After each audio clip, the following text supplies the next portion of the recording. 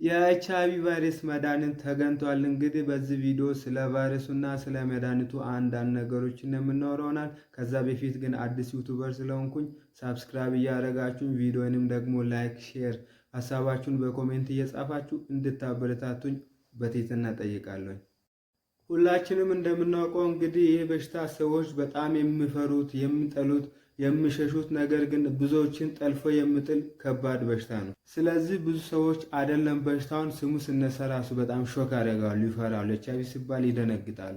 ለዚህ ትልቅ በሽታ ነው እንግዲህ ዛሬ ሁለት ትልልቅ መድኃኒቶችን ይዤላቸው የቀረብኩት። ስለዚህ መድኃኒቱን ከማውራት በፊት ስለሚተላለፍባቸው መንገዶች እናውራ።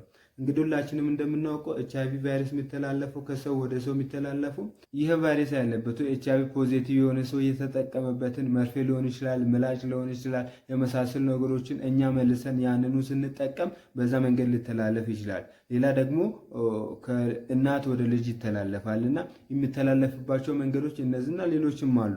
ስለዚህ ለዚህ ክፉ በሽታ ይዤላችሁ የመጣሁት ሁለት ትልልቅ መድኃኒት ነው እና የመጀመሪያው ፈጣሪ ነው። እንደምናውቀው ፈጣሪ ሁሉን ይችላል፣ ሁሉን ቻይ ነው እና ለዚህ ለእግዚአብሔር የሚሳነው ምንም ነገር የለውም። ስለዚህ በዚህ ቫይረስ ከተጠቃን ምናልባት ወደ እሱ በመጠጋት እሱን በመጸለይ በመለመን ከዚህ ቫይረስ ነፃ ልንሆን እንችላለን። ምክንያቱም እሱ ከላያችን ላይ ያነሳዋል፣ ይሽረዋል ማለት ነው ቫይረሱን። ስለዚህ ወደ እሱ በመጠጋት ከዚህ ቫይረስ መዳን ይቻላል። የመጀመሪያው ትልቁ መድኃኒት ማለት ነው። ሁለተኛው ግን ምናልባት በዚህ ቫይረስ ከመጠቃታችን በኋላ የምንድንበት ሳይሆን ወደዚህ ቫይረስ እንዳንሄድ እንዳንጠጋ፣ በዚህ ቫይረስ እንዳንጎዳ፣ ለዚህ ቫይረስ እንዳንጋለጥ የሚያደርግ ትልቅ መድኃኒት ነው ብዬ ነው የማቀርበው። ሁለተኛውና ትልቁ ዓላማ ነው። ምን መሰላችሁ? ዓላማ ያለው ሰው ለራሱ ይጠነቀቃል፣ ለማህበረሰቡ ይጠነቀቃል፣ ከዛም አልፎ ለሀገሩ ይጠነቀቃል። ስለዚህ ዓላማ ያለው ሰው ከዚህ ቫይረስ ራሱን ይጠብቃል ማለት ነው። ምን ማለት መሰላችሁ?